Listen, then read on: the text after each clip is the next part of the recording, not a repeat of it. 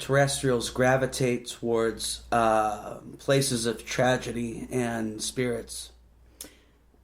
So if you asked me this question last week, I would agree, but they actually not only do these higher beings, we think like higher, in a sense they are, because they're from a different dimension, they have more knowledge and they're more advanced than us, but they don't look down on us. So, but they have literally like took over my body and they would talk, and the feeling is like I'm sitting in the background. I'm just kind of like, okay, I guess you're gonna take the mic. They speak like, it's not only just like light language, which they also do, but which it can't be every single word or a sound that is made is not.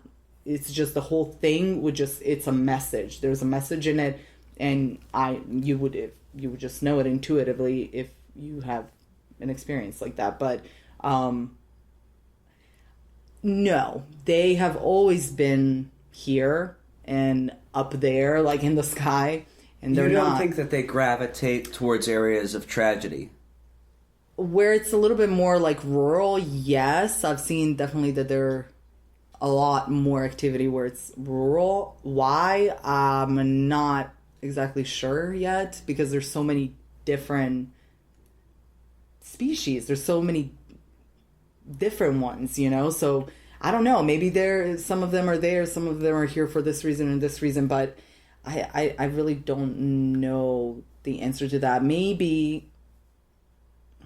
they are, and why? Probably because they're just trying to figure out what happened and help others kind of ascend to a higher place, to the light. I'm not sure. I don't know.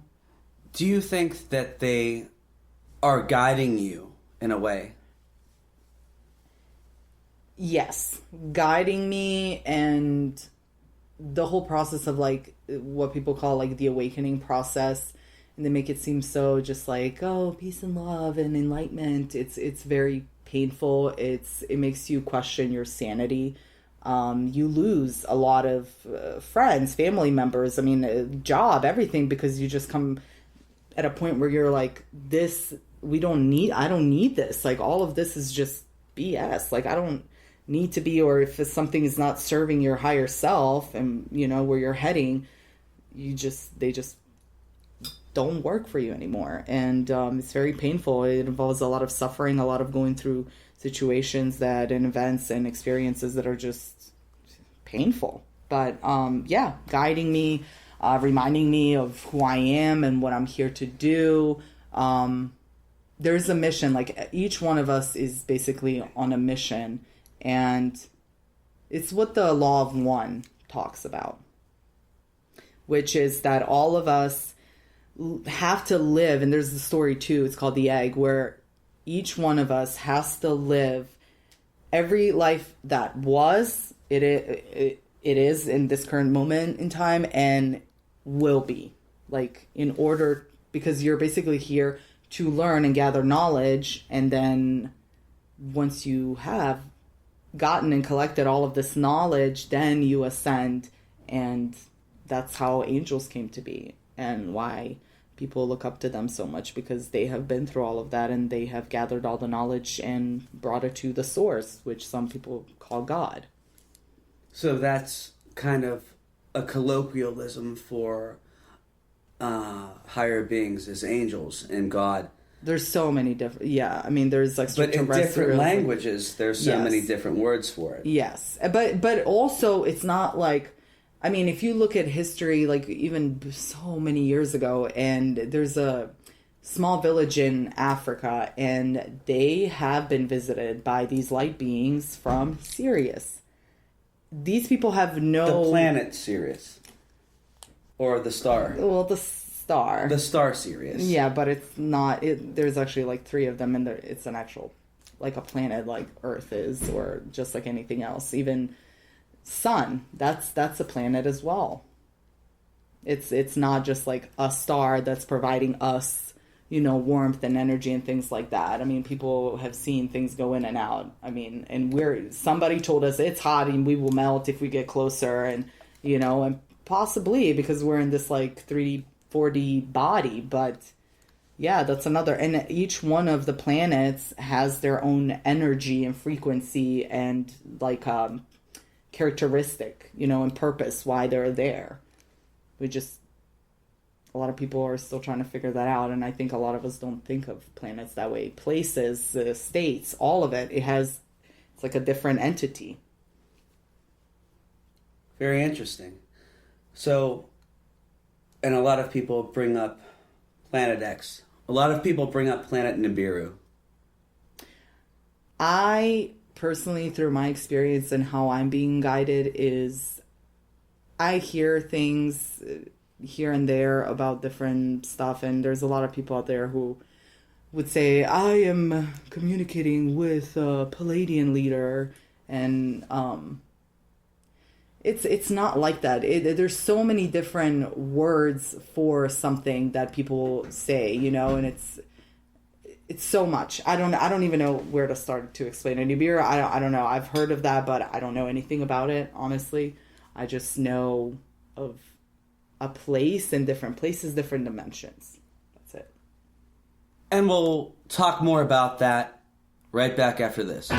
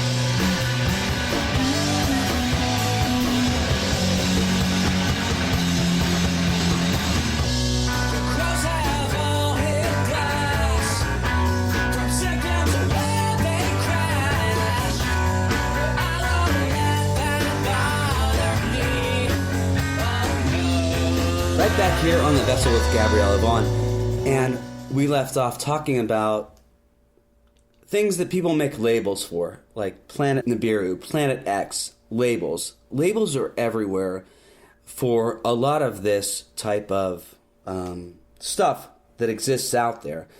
And maybe there shouldn't be. Maybe there should be a new way to explain things.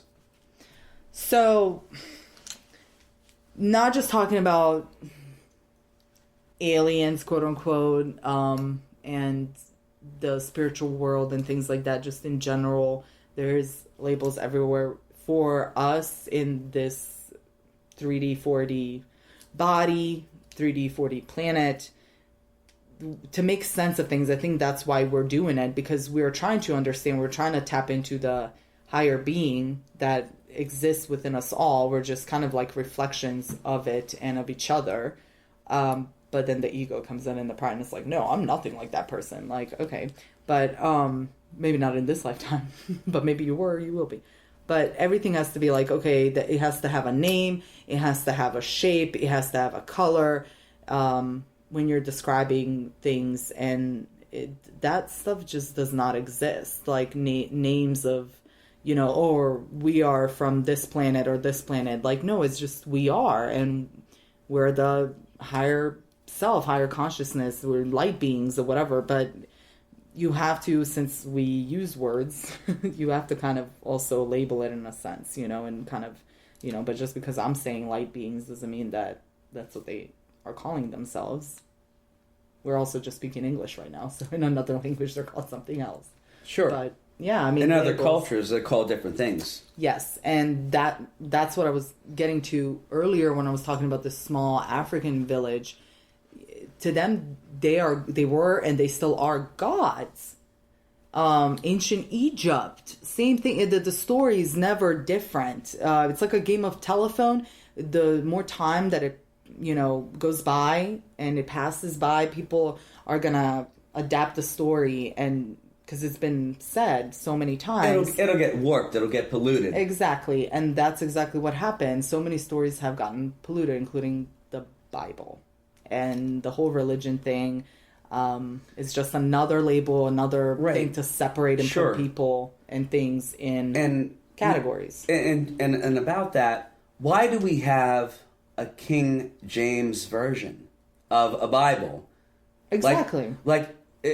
Why does it have to say version at the end? In like Old and New Testament and things like that. No, there's only one. If you think about it, version means that's that guy's version of it. Exactly. Like, what if I wrote a Bible and it said... And you can. and it said Adam's version of the Bible. And I just made up whatever I wanted.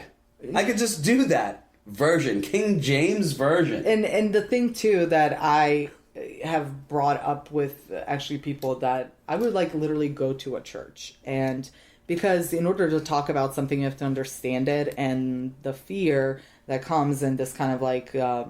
you know, these categories and pushing people away, it comes from like just you don't have enough knowledge. You know, we think we know, but we really don't know because not all of us have personally experienced. Not all of us have been to all of these different churches and countries and things like that to talk about it. We just talk about it because that's what we were told by our parents or friends or the media. But it's funny because you're talking about a place in time, and a place, as we know, like Jerusalem and things like that. And the names are Mark, Peter, John. I've never met a John in Egypt, Iraq, Iran. Like, no, it's Muhammad, or, you know, it's something else. But maybe Muhammad is John, and I don't know, you know. But that's like the King and James it's only version. and it's only men. There's only men. No, and then that's false. The woman, you know, what we're being told, they weren't allowed to learn how to write. And a lot of people say, well, John translates to Yahasakh. And yeah, and honestly, how it started off, it was like that. Because even if you hear people, or, you know, when you can just make up whatever you want. But it's also, in a sense, like light language too. It sounds like a bunch of gibberish because we all have like a soul language, and it comes from the soul. It's the sound, the sound that you make, and vowels and things like that send a message. Just like frequencies, and a certain sound will do this to water, or, you know, to a snowflake. It's the same stuff. But yeah, it's so contradicting. It's so washed out. And I don't want to keep harping on it, but who translated this to King James to say, you know what? Let's do it this way. Yeah. And you're taking someone else's word. You're not even being conscious or connected to the higher being, this one source. You're just listening to someone else talk, another human being, another pastor, another church, another person. They're just like you. Just because they're reading out of a